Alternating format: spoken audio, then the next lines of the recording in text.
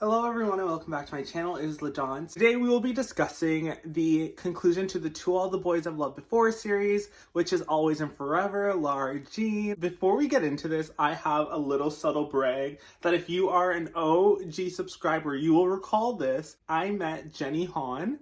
It was for the To All the Boys I've Loved Before book tours. There we go. I am going to insert some clips from that vlog. I will unprivate it so you could go watch it if you want to. I asked Jenny Han some questions. It was super fun. Like, she's lovely. Love the book. So I think that's my subtle brag, what was popular before it was popular.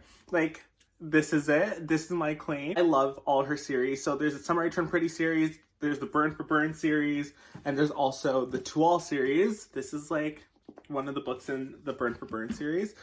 But enough chit chat. Let's get right into a deep dive in Always and Forever, Lara Jean by Jenny Han. I decided to reread this book for the purpose of this review. I forgot just how exciting it is to be caught up in teen romance. I just think it's the sweetest, most purest form of romance there is to consume. This book actually was very sophisticated, which I didn't realize reading it at the time, which was 4 years ago. I think that it dealt with a lot of issues that a lot of teen books gloss over, but I think Jenny Han did an amazing job of discussing things like marriage, sex, and the construct of virginity, representation, and drinking so well. Did it in such a responsible way, which I really appreciate, because oftentimes authors will just do things and it's just hey, you need to think about the ramifications of you putting that out there for a younger demographic to consume, right? So what I really liked about this book was the start and the ending. That was my favorite moments,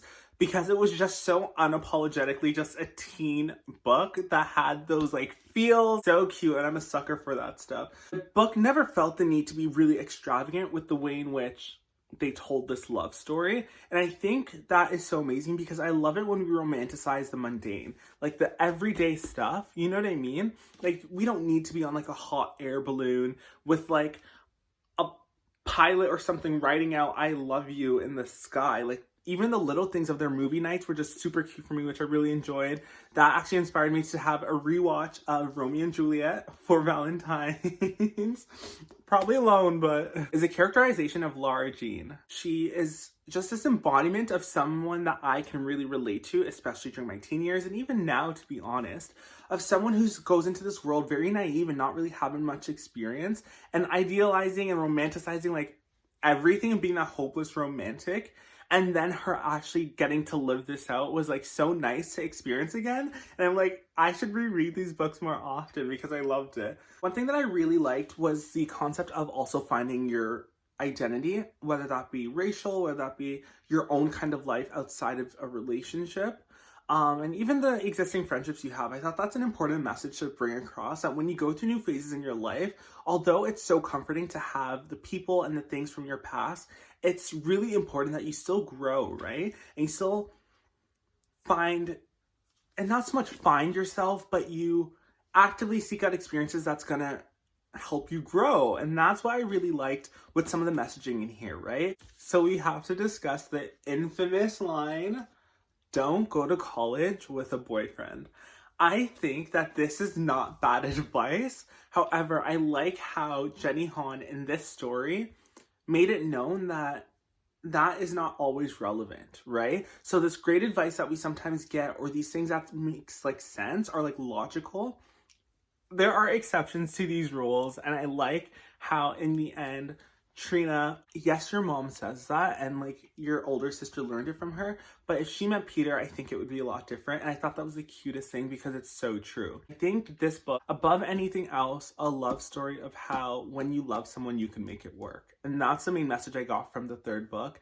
It's that we might be very different, our lives might be going in separate ways, but that does not mean we have to give up on what we have.